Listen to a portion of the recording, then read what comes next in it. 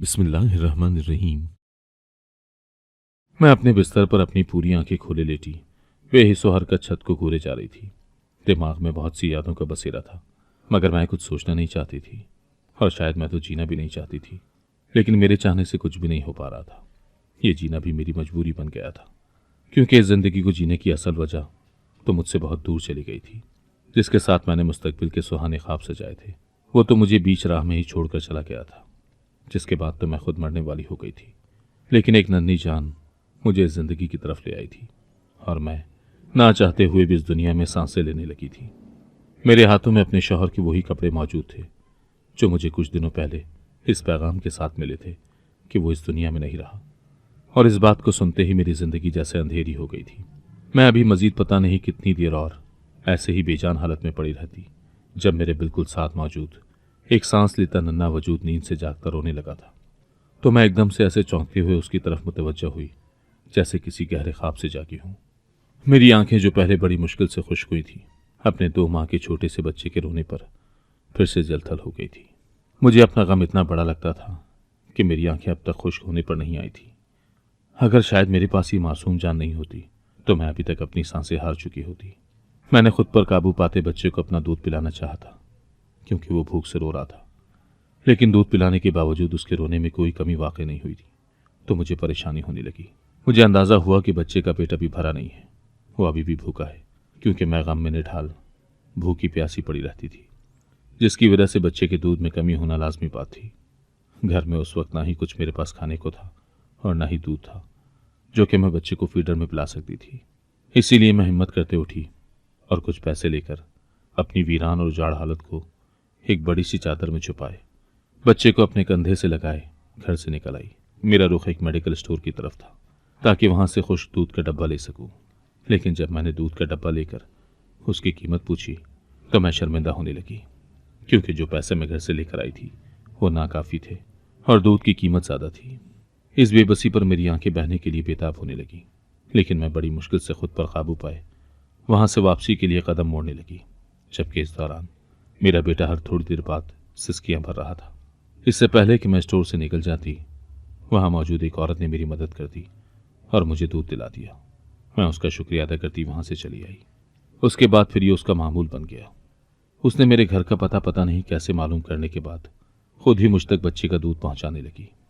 एक दिन मैंने उसे घर के अंदर बुला लिया ताकि उसकी खातिर तवाज़ु कर सकूं। लेकिन जैसे ही उस औरत को अपने बच्चे के पास छोड़ते मैं किचन की तरफ गई ताकि उस औरत के लिए चाय बना सकूं, वो औरत मेरी जरा सी गफलत बरतने पर मेरे बच्चे को उठाकर भाग निकली।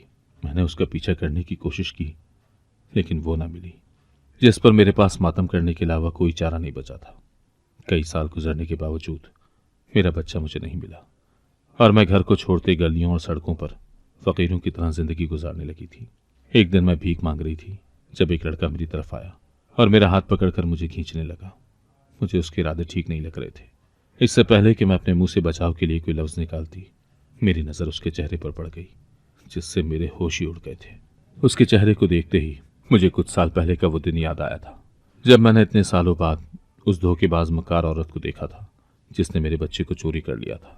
उसके चेहरे पर नजर पड़ते ही मैं गम और गुस्से से पागल हो जाने के बजाय खुशी से पागल होने लगी थी और दीवानावार उसकी तरफ बढ़ी थी ताकि उसे अपने बच्चे को लेकर अपनी ममता को सुकून पहुंचा सकूं। मैं इर्द गिर्द के माहौल से बेपरवाह बस भागते कदमों के साथ उस औरत तक जा पहुंची थी जो सड़क पार मौजूद थी। मैंने काफी दूर से भी उसको पहचान लिया था, क्योंकि एक दो अपने प्यारों के चेहरों के अलावा उस जालिम औरत का चेहरा मेरे दिलो दिमाग में हमेशा के लिए नक्श होकर रह गया था। लेकिन इससे पहले कि मैं उस तक पहुंचती, वो औरत भी मुझे देख चुकी थी और मुझे देखते ही उसके चेहरे पर खौफ छाया था। वो साकत व जामत वहीं खड़ी मेरी तरफ देख रही थी, जिस पर मैं उसके नजदीक पहुंचने ही वाली थी कि मेरी लापरवाही रंग लाई थी और एक तेज रफ्तार गाड़ी मुझे टक्कर मारती वहां से निकलती चली गई थी और मैं एक तरफ जख्मी हालत में लहूलुहान होकर गिर पड़ी थी। लेकिन अपने होशो हवास खोने से पहले मैंने बड़ी मुश्किल से एक बार फिर उस औरत की तरफ देखा था। यहां अब एक बच्चा भी उसके पास आ खड़ा हुआ था। उस बच्चे पर नजर पड़ते ही मुझे अपने बच्चे की शिद्दत से याद आई थी और मैंने हिम्मत ना खोते खुद को हरकत देनी चाहिए थी। लेकिन बंद होती आंखें मुझे वहीं बेसूध कर गई थी और उस दिन उस चेहरे को याद करते मैं अब भी तड़प जाया करती थी। मेरी ममता हर वक्त बिलखती रहती थी मगर मेरे पास सिर्फ अपने प्यारों की यादें ही रह गई थी। जब मुझे दोबारा होश आया तो मेरी हालत पहले से भी बुरी हो गई थी, जब वो औरत मेरा बच्चा चोरी करके ले गई थी और मैं एक बार फिर खाली हाथ रह गई थी। मुझे आज तक समझ नहीं आई थी कि आखिर वो औरत मेरा बच्चा क्यों चुरा कर ले गई थी, क्योंकि वो अपने हुलिये से तो काफ़ी खाते पीते घराने की लगती थी। भला उसके साथ मेरी क्या दुश्मनी थी? बल्कि मुझे तो लगता था कि इस दुनिया में मेरा कोई दुश्मन नहीं था, जबकि ये मेरी सबसे बड़ी भूल थी। और पता नहीं ये भूल कभी ख़त्म होनी भी थी या नहीं। अगर होनी थी तो इसकी वजह उस इंसान ने बनना था जिसका मैं तसव्वुर भी नहीं कर सकती थी। फिर मेरे कानों में बहुत सी खबरें पहुंची थी कि बच्चों को स्कूल, कॉलेज और इसी तरह गली मोहल्लों से अगवा किया जा रहा है, और फिर आगे उनके साथ जो किया जाता है वो सब सुनकर तो मेरे रोंगटे खड़े हो जाया करते थे, जिस पर मैं बिलक बिलक कर अल्लाह से दुआ करती कि वो मेरे बच्चे की हिफाजत करे, वो जहाँ भी हो, जिंदा हो और अच्छी हालत में हो। लेकिन पता नहीं मेरी दुआओं में कोई असर था भी या नहीं, क्योंकि मैं तो अपनी दीनो दुनिया को भुलाए बस एक बंजारन बन गई थी, जो कि अब फकीरों से भी अबतर हालत में इस जिंदगी को गुजार रही थी। मगर जिस दुनिया में मैंने आंख खोली थी, अगर उस दुनिया का कोई मुझे इस हालत में देख लेता था तो शायद कभी मुझे पहचान भी नहीं पाता, और अगर मेरी शक्ल पहचान लेता तो कभी मेरी मौजूदा जिंदगी गुजारने के तरीके पर यकीन न कर पाता। लेकिन अपने गमों से छुटकारा पाने के लिए मुझे इसके अलावा कोई चारा नजर नहीं आया था। अपने शौहर के मरने के बाद मैं उसकी निशानी, उसके बेटे को भी संभाल नहीं सकी थी, तो मुझे अपने मरे हुए शौहर से शर्मिंदगी होने लगती कि वो कितना तड़पता होगा कि उसका बेटा न जाने कहाँ कहाँ की ठोकरें खा रहा होगा। वो तो मर चुका था, जबकि मैं जीते जी अपने बेटे को संभाल नहीं सकी थी। और इस बात को मैंने अपने दिमाग पर कुछ इस कदर सवार कर लिया था कि मैं आहिस्ता आहिस्ता नींद पागल सी होने लगी थी और घर से ज़्यादा सड़कों पर रहने लगी थी। मैंने उस दिन उस औरत को दोबारा देखा था। जब मैंने एक अस्पताल में आँख खोली तो सबसे पहले मुझे उसी औरत का चेहरा याद आया था, जिसे याद करते मेरे अंदर गुस्से का एक उबाल उठा था कि अगर वो औरत उस वक्त मेरे सामने होती तो शायद मैं उसे जान से ही मार देती, या फिर उसका इतना बुरा हाल करती कि वो ना तो जिंदों में रहती और ना ही मुर्दों में। यानी मेरे अंदर उस औरत को लेकर नफरत और कराहियत के अलावा कुछ नहीं था, जिसने मेरे लख्ते जिगर को मुझसे जुदा कर दिया था। और मैं जो पहले मरने की दुआएं करने लगी थी, अब अपनी इस नफरत के बलबूते पर खुद को जिंदगी की तरफ लाने लगी थी। और अब अल्लाह से एक ही दुआ थी कि वो उस औरत को एक बार मेरी नज़र के सामने ज़रूर लाए, ताकि मैं उसके किए का बदला ले सकूं और उसका ऐसा अंजाम करूं कि हर कोई किसी माँ के दिल के टुकड़े को चुराने से पहले 100 बार सोचे। मैं एक तवाइफ थी और मैंने कोठे पर ही आँख खोली थी। यहाँ पर मेरी पैदाइश पर काफ़ी खुशियाँ मनाई गई थी, क्योंकि मैं पैदा होते ही बहुत खूबसूरत थी। जैसे जैसे होश संभालती गई, मुझे अपने इर्द गिर्द का माहौल समझ में आता चला गया, और फिर साथ ही साथ मुझे यहाँ पर तर्ज ज़िंदगी के बारे में भी समझाया जाने लगा। और इस सब के बारे में बस खामोशी से अपना मुकद्दर समझती सीखती जा रही थी, क्योंकि मेरे ख्याल में था कि मैं यहाँ पर पैदा हुई हूँ तो मुझे ऐसी ही ज़िंदगी गुजारनी है। मैं बाहर की दुनिया से बिल्कुल नाबल्द थी, क्योंकि मुझे पढ़ाया लिखाया भी नहीं गया था। इसीलिए मेरे लिए यही ज़िंदगी और यही लोग मेरे अपने थे। मेरी माँ की भी यहीं की रिहाइश थी। मेरे बाप को मेरी माँ पसंद आई तो उसने उसके साथ निकाह कर लिया, और फिर कुछ महीने उसके साथ गुजारने के बाद दोबारा कभी इस तरफ रुख नहीं किया था। तो मुझे अपने बाप का नाम भी नहीं पता था, और ना ही कभी माँ ने बताया था। वो तो मेरी पैदाइश से भी लाइल्म था। वक्त गुजरा और मेरे जवान होते ही मुझे नाच गाने के लिए बाकायदा ट्रेनिंग दी जाने लगी। जब मुझे सबके सामने पहली बार अपनी कारकर्दगी दिखानी थी तो बहुत से मर्द मुझ पर फिदा हो गए थे, लेकिन मैं थोड़ा सख्त मिजाज की थी। पैसे के लिए अदाएँ दिखाने तो मेरी मजबूरी थी, लेकिन मैं किसी को खुद से ज़्यादा खुलने नहीं देती थी। मैंने खुद के लिए कुछ हदूद मुकर्रर कर रखी थी। तो जब कोठे की लड़कियां मुझे मोहतात देखती तो मुझ पर हंसती थी, लेकिन मुझे किसी की परवाह नहीं थी। मगर फिर कुछ ऐसा हुआ कि मेरी सारी हदूद किसी के सामने टूटने लगी थी। उस रात जब मैं सजी संवरी नाच रही थी तो वहां बैठे मर्दों का मुझे सराहना आम बात थी, लेकिन एक शख्स वहां ऐसा भी था जो खामोश बैठा था, और उसकी खूबसूरती को मैं सराहे बगैर नहीं रह सकी थी। फिर वो शख्स रोज़ वहां आने लगा, जिससे हमारी बातचीत बढ़ने के साथ और हमारे दरमियान मोहब्बत का जज्बा जन्म लेने लगा। लेकिन मैं अपनी माँ जैसा अंजाम नहीं चाहती थी, इसीलिए खामोश थी। मगर जब उस शख्स ने मुझे शादी के लिए कहा और साथ ही मुझे यहाँ से हमेशा के लिए रुखसत करवा कर ले जाने का वादा भी किया था, मैं उसके वादे पर आंखें बंद करके अमल करती चली गई।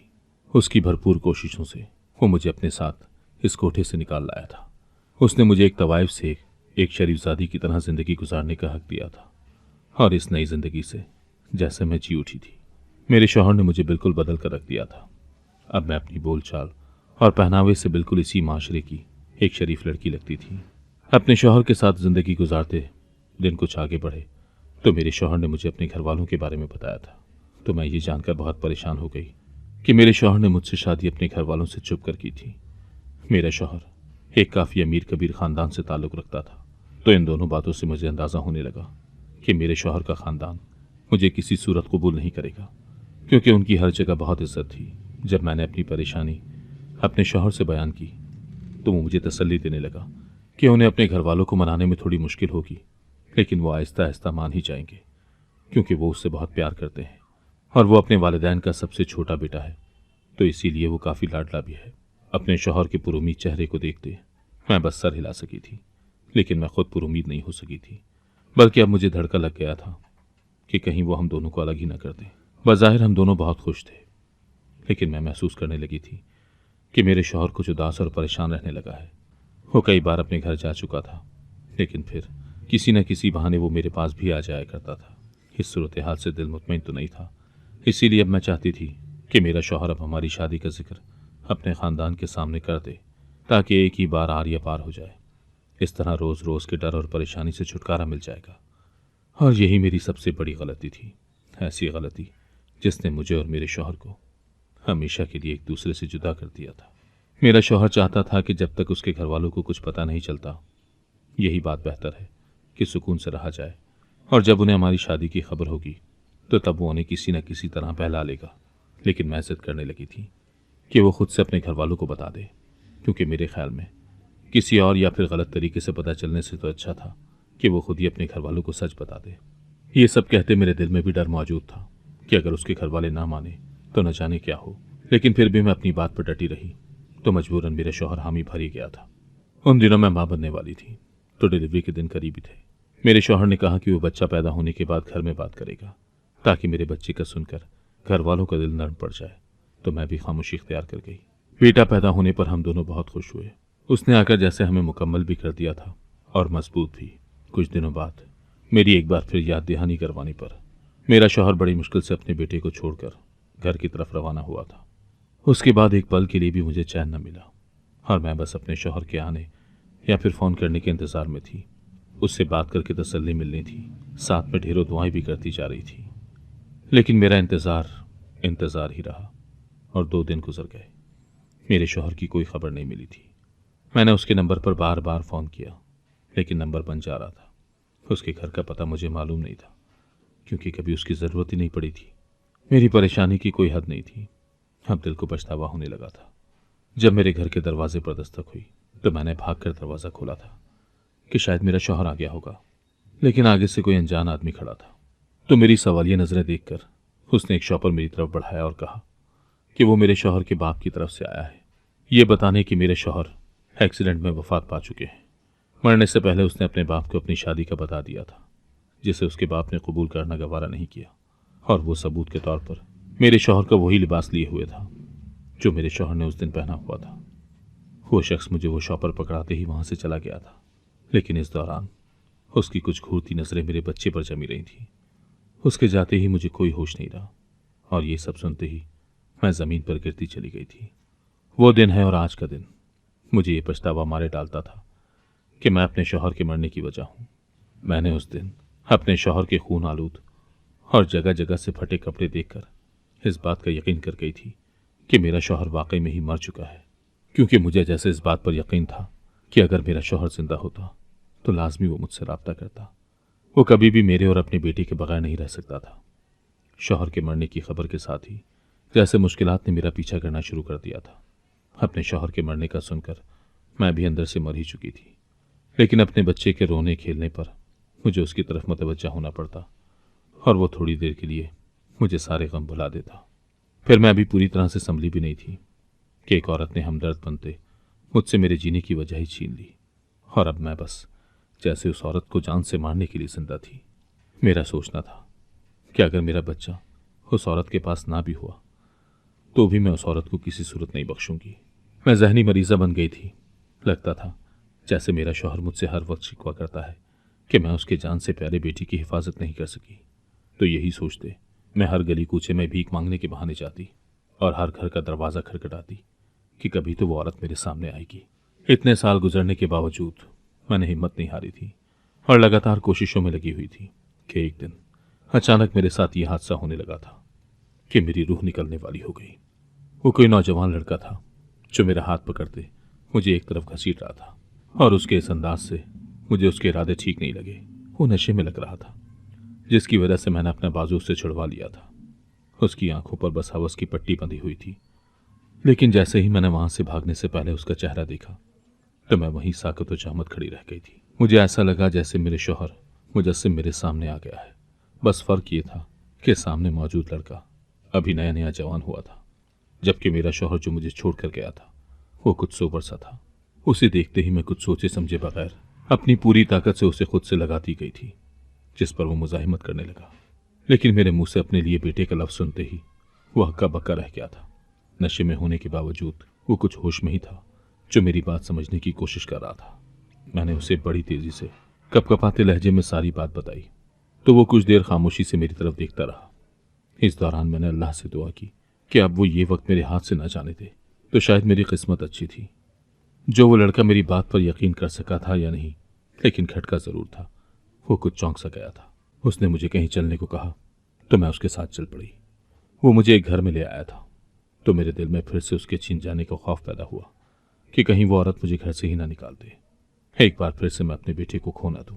उस वक्त तो मुझे उस औरत से अपनी नफरत और गुस्सा भी भूल चुका था। मुझे लगा था कि वो औरत मुझे जानने से इनकार कर देगी, लेकिन ऐसा नहीं हुआ।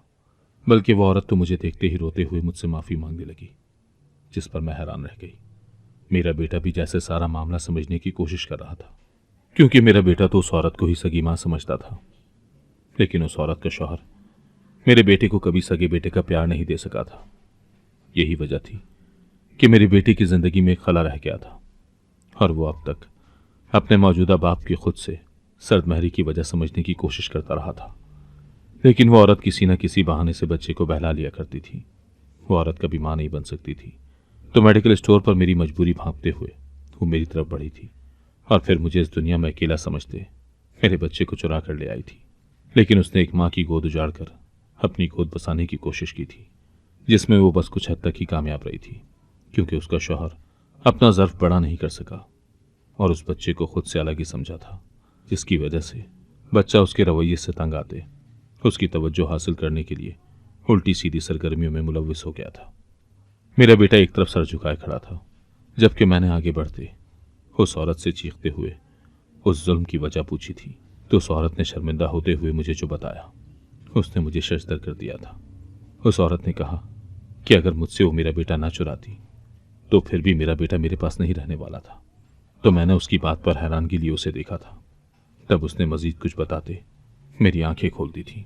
उस औरत ने मेरा बेटा चोरी करने से पहले मेरे बारे में सारी मालूमात ले ली थी और अपनी मालूमात से उसे पता चला था कि मेरे शौहर की मौत का पैगाम देने वाला दरअसल ये बात मालूम करने आया था कि वाकई में मेरा शौहर ठीक कह रहा है कि उसकी बीवी और एक बेटा भी है।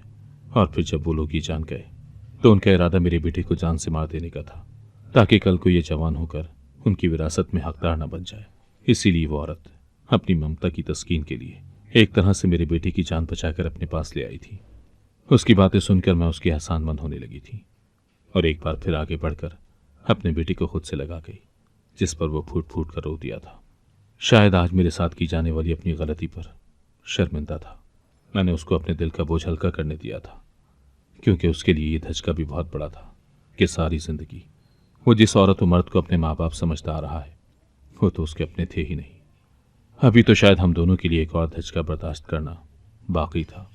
मैं आज बहुत खुश थी कि मेरी लगन और कोशिश ने आखिरकार मुझसे मेरा बेटा मिला ही दिया था। मैं उस औरत के कहने पर अपने बेटे के साथ कुछ दिन उसी के घर रुक गई और अपने बेटे को पाकर मुझे जैसे इस जिंदगी से कोई गिला नहीं रहा था। लेकिन जब उस औरत ने मेरी तवज्जो उस तरफ दिलाई कि मुझे एक बार अपनी ससुराल तक पहुंचना चाहिए, क्योंकि उसे लगता है कि शायद मेरा शौहर जिंदा है, मगर मैं उसकी ये बात सुनते जहां पर खुश हुई वहीं पर डर भी गई थी और कहा कि मुझे उनके पास नहीं जाना, क्योंकि वो मेरे बेटे को मार देंगे। मैं अपने बेटे की जिंदगी के लिए कुछ भी कर सकती थी, लेकिन उसने मुझे समझाया कि अब मेरा बेटा जवान हो चुका है, कोई भी इतनी आसानी से कुछ नहीं कर सकता। अगर मेरा शौहर जिंदा हुआ और उनकी कैद काट रहा हुआ तो फिर उसको भी उस कैद से रिहाई दिलवाओ, और वो तुम्हारे पास आने के बाद यकीनन तुम्हारा साथ देगा। मैंने अपनी बेटी की जिंदगी संवारने के लिए यह रिस्क लेने का फैसला कर ही लिया था। सबसे ज्यादा अपने शौहर के जिंदा होने की उम्मीद ने मुझे ये सब करने पर मजबूर किया था। उसके बाद उस औरत ने हमारी बहुत ज्यादा मदद की थी और अपने साथ पुलिस को भी शामिल कर लिया था। मेरे ससुराल को खामोशी से अपनी इज्जत बरकरार रखने के लिए मेरे बेटे का हिस्सा देना पड़ा था, बल्कि मेरे शौहर को भी उन्होंने जिंदा कैद में डाला हुआ था। जिसको उन्होंने कैद में डाला था, मेरी किस्मत एक बार फिर से मुझ पर मेहरबान हो गई थी। उस दिन मेरे शौहर ने अपने घर वालों से कतई ताल्लुक कर लिया था और हम मियाँ बीवी और हमारे बेटे ने एक साथ एक नई जिंदगी की शुरुआत की थी। इस सब में उस औरत ने मेरी मदद की थी, जिसके बारे में मैं तसव्वुर भी नहीं कर सकती कि जिस औरत को मैं जान से मार देना चाहती थी, आज मैं उसी औरत की एहसानमंद थी। अगर आपको आज की कहानी पसंद आई है तो वीडियो को जरूर लाइक कीजिएगा और अपने दोस्तों के साथ भी शेयर कीजिएगा। और हाँ, अगर आपने अभी तक हमारा चैनल सब्सक्राइब नहीं किया तो जरूर सब्सक्राइब करें। मिलते हैं कल एक नई और दिलचस्प कहानी के साथ। अल्लाह हाफिज।